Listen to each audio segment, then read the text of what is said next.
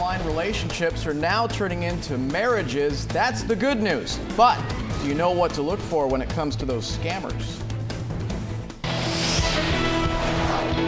This is News 10 at 9. Those darn scammers, they Watch just out. ruin They're everything, everywhere. don't they? Jeez, Yeah. jeez. Good morning to you. It's Tuesday. It's June 4th. I'm Dan Elliott. And I'm Kiba Arnold here with Jeff Maher. Good morning to you, Jeff. Good morning to you. Happy Good to be Tuesday. back. Yes, had a nice 3-day weekend. Went to Slacker. a little place called Oh, Napa sorry. for the first time. You did? Yeah, a little known gem. Not many people know about it. Yeah. but So is I your really right recommend it. elbow getting sore? Is it a little sore from I all didn't the... do a lot of that. I was the DD. Oh, good. Yeah, but I had some friends from out of town, from New Mexico, and it was my first time being there. So beautiful. That's a great spot. Nice. Unbelievably Yeah. beautiful. Yeah. All right, I'm You're gonna gonna have to break check this that out. time. Yeah, I'm gonna have to check that out. I saw some of the photos, just beautiful conditions. You were there really with some Well, great the weather. picture just doesn't really capture it. You got to go there. So employers now have an idea of how much it costs them to hire employees who smoke. A lot, yeah. Yeah. Smokers cost their employers thousands of dollars extra per year. News 10's Jeff Maher live in studio with us to talk some of the details. Jeff, we've heard this before, but now Yeah. we're actually talking numbers. Right. Well, also we've heard the reports about how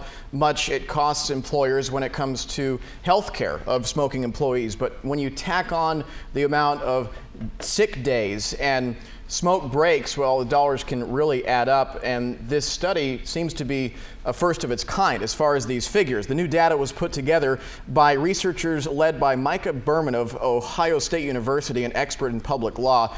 Now take a look at these figures here. It's really going to make employers think twice about hiring a smoker. In fact, in some cases, some employers are deciding not to hire smokers at all. What they found is that an employer can expect to pay close to $6,000 extra annually per smoker that they employ. They broke it down by the cost of health care for those employees who have higher rates of lung disease, heart disease, various cancers, and other illnesses. They also factored in the cost of employees taking smoke breaks. They found that 2 15-minute smoke breaks per day cost an employer more than $3,000 per year in lost productivity. Researchers also looked at, as I mentioned, the amount of sick days per year. From the perspective of the employees who smoke and are trying to quit, it can be a real struggle.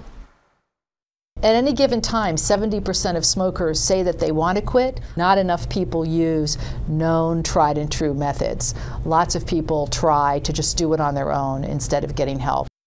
And as far as smoking affecting a job search, many companies have adopted smoke-free workplace policies, and a growing number are refusing to hire smokers at all, including Alaska Airlines. They actually test for nicotine use during the hiring process, and they offer free quit smoking programs. Nicotine, as you know, is incredibly addictive. In fact, the average smoker quits on and off again 11 times throughout their lifetime before they actually kick the habit. That led to our Facebook question of the day for 9 a.m., and that has to do with, have you had trouble kicking the habit? And Rachel says she quit 1.5 years ago. I never thought I would do it thanks to the electronic cigarette. That's much easier to quit. Cindy said, oh man, you had to mention that. I quit on May 6th. I used the Walgreens patch for 3 days, step 2, and then took it off because of weird dreams. Really fighting the urge this morning, but doing a lot of walking and praying for strength. And then Deborah says, taking deep breaths, think positive. It's really hard to do, but you can do it if you want to. Just fight the urges. And we, of course, want to thank our viewers for sounding off this morning. Guys, back to you. Hey, Jeff, That's also, tough. you did that story this morning, and we got an email from Lynn, and she was wondering, when you factor in the cost of breaks, she pointed out, how can you include the cost of 2 15-minute breaks that are mandated by law? We're assuming that these were additional breaks? I would assume so. Yeah, everyone is entitled to a certain number of 15-minute breaks per 8-hour work period. So this must be when an employee suddenly has the impulse or urge to just go out for a quick smoke break, unattended, unsupervised, and then they just factor in an overall estimate from that. But the majority of the cost here is with health care, and that didn't come as a huge surprise. No. Yeah, lots of money there. Oh, big Yeah. money. All right, Jeff. So with our world becoming more online oriented by the day, it shouldn't come as a real shock that more relationships, they're starting online and they're even turning into marriages. Yeah, well, there are some of us fortunate enough to have already found love, but others, including Jeff Maher, spend a heck of a lot of time online just looking for that special boy. someone. And yeah, the search continues, right, Jeff? I knew you were going to read that wrong, so I have the draft that I wrote introing to Jeff. But there are others, including Jeff Maher, who are struggling and seem destined to be alone. Well, we said the same thing, just I guess different we ways. did. I guess we did. I'm not ashamed of it. Yeah. I'm not ashamed You're of it. not struggling. No, this comes from our partners at USA Today, and it's pretty interesting because it's basically saying that 1/3 of marriages now start online. It shouldn't be a big surprise. Social media has become such a prominent thing in our lives. You know, people are just looking for love and starting families online. Take a look at these figures. The findings were published in the journal Proceedings of the National Academy of Sciences. Puts the percentage of married couples that now meet online at almost 35%.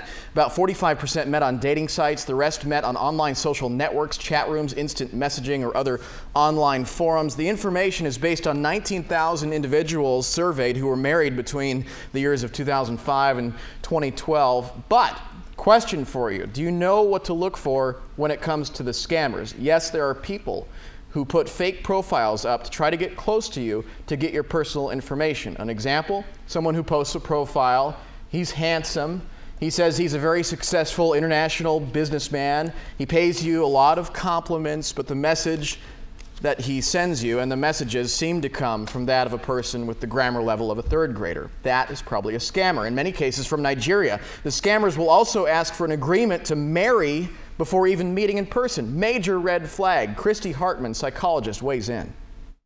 You start developing feelings based on the idea of the person rather than the actual person. And that is right where a scammer will get you. They're making you feel wanted, they're making you feel attractive, you know, and that feels so good that it's easy to overlook the flaws. Now, eventually, the scammer asks you an even stranger question than marriage, something like, do you want to invest in his gold company in Nigeria, or do you want to make a lot of money with a great business opportunity? The people involved in this scam are actually trained to talk a certain way, to pay women a variety of compliments, to lure them in, gain their trust, and eventually get them to give up their personal information to invest in some company that doesn't exist. So it's great that you're finding online love. We're happy for you, but watch out for the scammers. In fact, according to the FBI, average person who gets scammed gets swindled out of about $12,000. So watch out for that. Nothing like that's happened to you, has it? No, because I don't partake in that activity. As I've always said, I'm married to my job. We're deeply in love, and there's no prenup. Why? Not needed. We all missed the ceremony. We weren't invited. We'll get remarried for you here in the studio. Okay? Oh my goodness. Yeah. But I maintain, though, you can meet the same kind of scammers in person too. You can. Yeah. So it goes. I understand online it's easier to scam someone, but be careful. Yeah, and I don't rule out the fact that you can meet your true love online too. Right, it can happen. Of course you can. And we don't rule out that you may try that too. I may try that, yeah. I'm going to get busy now with that. Thank you. All right, Jeff, thank you. Welcome back to News 10 at 9. This made us all smile. Oh, I love this. Yeah. Did it? It made me think of just how cruel our society is. Because back in the day, when you're a boy and you're performing with your band or whatever, and you make a little mistake, it's not captured on a smartphone video and put for the world to see. Now, this kid saved it. He did well. He did. He absolutely saved it, but it could have been a lot worse. It could have humiliated him. It can be a cruel world. Take a look. He's a winner.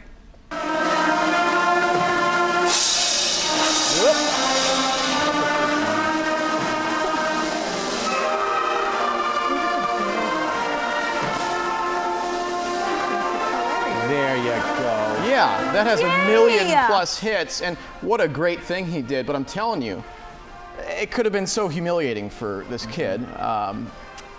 It can be cruel, I think. Yeah, but it was ways. awesome. He could have done anything. He could have just stood there, but he salutes. But what you need to understand is that he had straps to the cymbals on his hand, and the strap broke off the cymbal because we all thought, why didn't you pick it's it not up? his fault. No. He couldn't. It's the school's fault. It had broken. They need better cymbals. It had broken, yeah. I think he's awesome. And he comes from a military family, so he figured what better tribute than to salute. What's also funny is look at the drummer's face, the little girl. She thinks it's hilarious. Yeah. One other video, I don't know if you saw this, duck family. It's got to be the luckiest duck family ever. Mama duck wanders onto the track.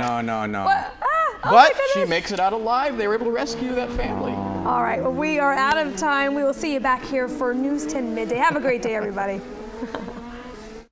News 10 is everywhere you want to be.